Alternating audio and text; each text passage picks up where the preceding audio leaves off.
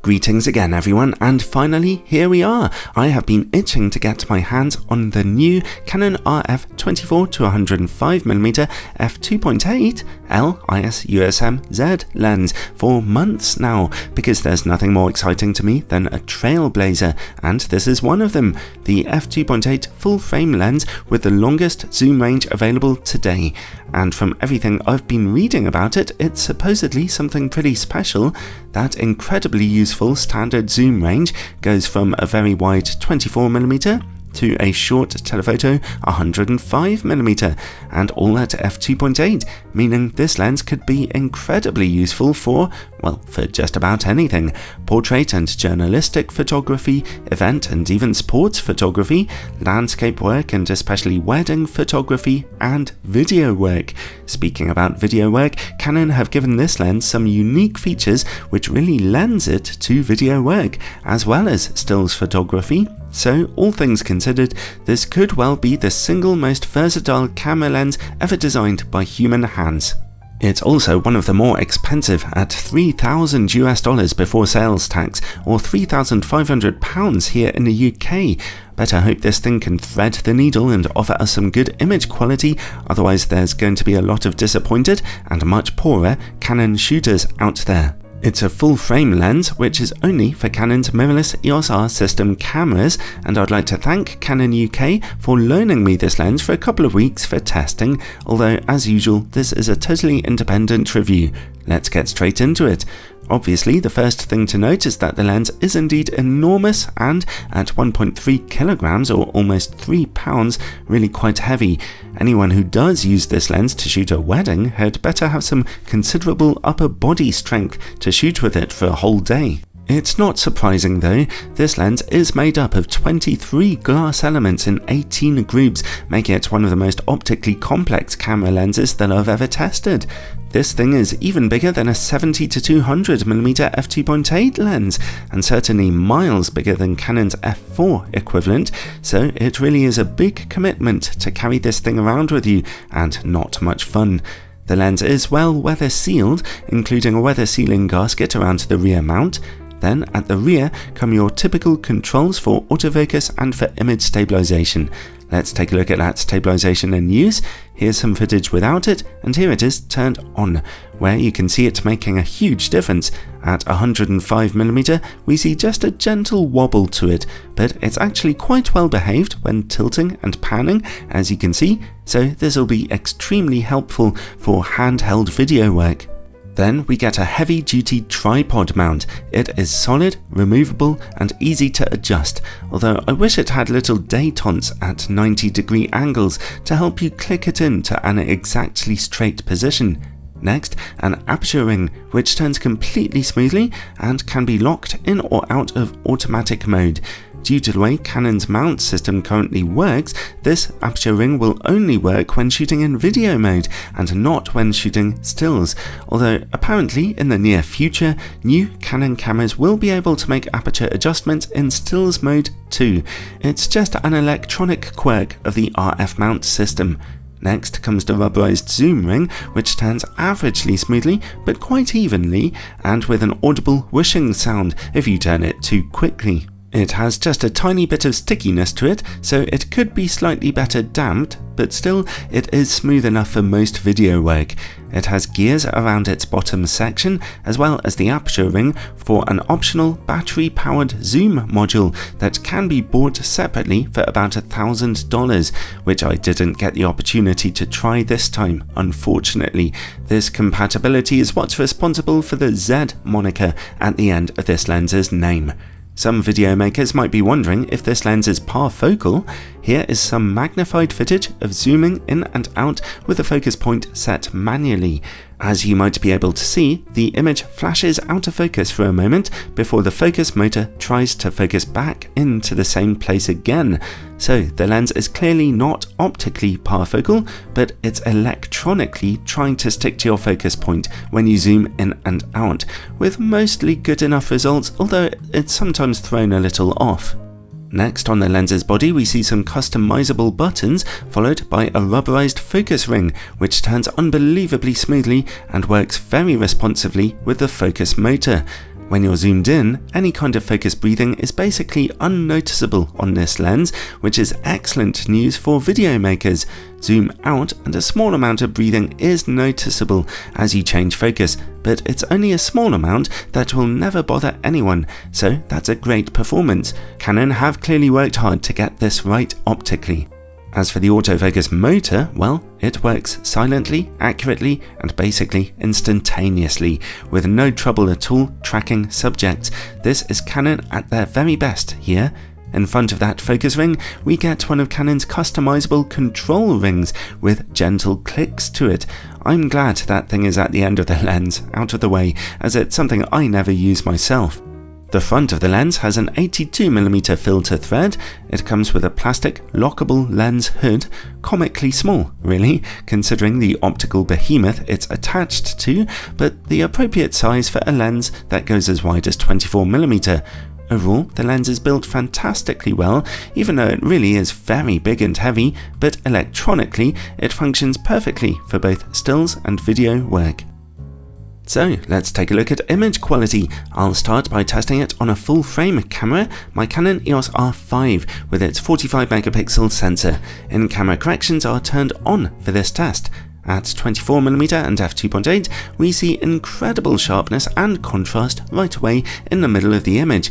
Impressively, corner image quality, while a touch softer, remains very good, and at the widest angles, that's especially helpful. Stopping down to f4 or f5.6 leads to excellent sharpness in the corners, just like in the middle. The lens stays this sharp down to f11, where a little softness due to diffraction begins to kick in. Still a fantastic start. Alright, well, let's zoom into 55mm. At f2.8 in the middle, we're still seeing absolutely excellent picture quality here. The corners, though, are now looking noticeably softer. Again though, stop down to f4 or f5.6 for improvements that lead to fantastic sharpness from corner to corner. Finally, let's zoom all the way into 105mm. At f2.8, image quality isn't quite as razor sharp as at wider angles, but it's still excellent, and I can tell you now, becomes razor sharp from f4. Let's look in the corners, which are noticeably rather softer again. f4, f5.6 and f8 all see small, gradual improvements in those image corners, but they never become bitingly sharp when you're zoomed into 105mm. Still, overall, this is very impressive image quality for such a trailblazing optic on a full-frame camera, and Canon have clearly prioritized getting the best corner image quality at wider angles, which is definitely the right move, as when you zoom in, corners tend to go out of focus anyway. So it's not a perfect performance here, but a deeply impressive one nonetheless, and especially noteworthy is the lens's excellent contrast, no matter how you shoot with it. What about APS-C though? Let's see how the lens performs on the very demanding sensor of my 32MP Canon EOS R7 with its smaller APS-C sensor. Again, at 24mm and f2.8, we get perfect image quality in the middle of the image. The good news is that the corners, while a little softer, are still looking pretty good here.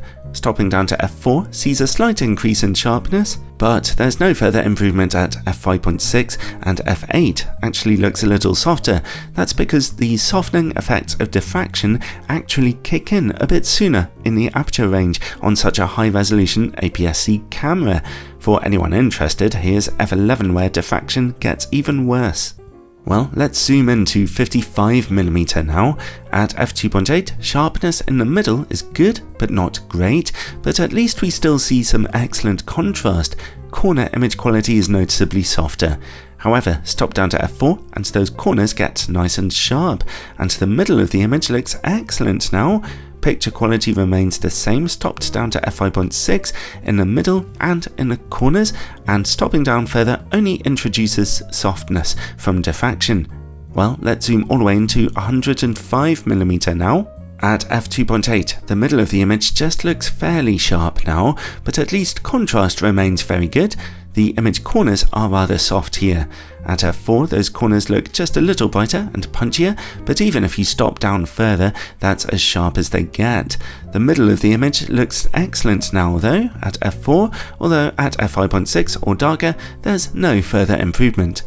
So, on an APS-C camera, we see just slightly worse image quality, but the lens's performance is always good enough for all but the most critical applications, and will be plenty sharp enough for a 24 megapixel sensor or for 4K video work. Phew, well, I hope you guys and girls appreciated all that testing. Let's go back to full frame now, turn off in-camera corrections, and look at distortion and vignetting. Whoa! For the third time, we get a Canon RF lens that doesn't actually cover a full frame sensor at its widest angles. At 24mm, those edges are completely black, and that's not to mention the crazy barrel distortion. Vignetting in the visible part of the image frame is certainly there too. Stop down to f4 for those corners to brighten up. At 36mm, that distortion straightens out, but zoom into 105mm to see some rather strong pincushion distortion emerging, as well as, again, strong vignetting at f2.8. Stop down to f5.6 to see those corners brighten up. So yeah, it's a disastrous performance for distortion and vignetting here, so if you're shooting in RAW, you should definitely be sure to get those corrected.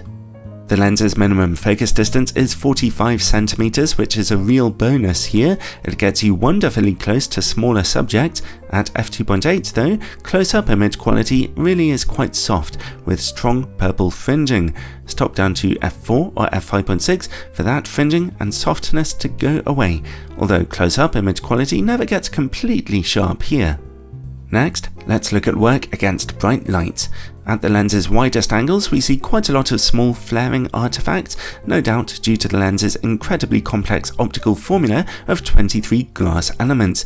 Still, I've seen worse issues than this before. Zoom in and that flaring gets worse, but it's mostly confined to when bright lights are directly in the image frame. While we are working in the dark, let's take a look for coma and sun stars. Good news here, even at 24mm and f2.8, the lens shows barely any coma smearing. The sun star situation is rather less exciting though. It's only at f11 that very faint sun stars begin to appear. You need to stop all the way down to f22 to see them emerging properly, and even then, they're not very strong. Next, bokeh, a really important question for such a lens as this. The further good news is that this lens's bokeh looks beautifully smooth, even in quite difficult transitional zones, although sometimes more difficult backgrounds can look just a little busy in places. And finally, related to bokeh comes longitudinal chromatic aberration. The force is strong with this one, especially at f2.8, as you can see here. That false color fringing is still hanging around at f4 and f5.6, but at f8 it's finally gone. I should tell you now though that this is only really an issue when you're zoomed in. At wider angles, longitudinal chromatic aberration is not a problem at all.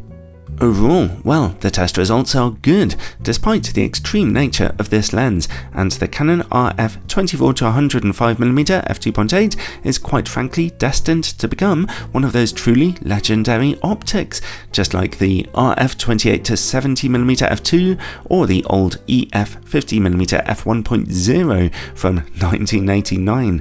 Does that mean it will sell well or be for everyone? Well, no, of course not, but for those with the physical strength to carry it around with them, and the bank manager sympathetic enough to make that possible, this could be exactly the lens they've been looking for all their lives, and it really is a truly hybrid lens, just as at home shooting stills as it is shooting video. If you can afford this thing, then it certainly comes highly recommended if you can manage its size and weight, that is.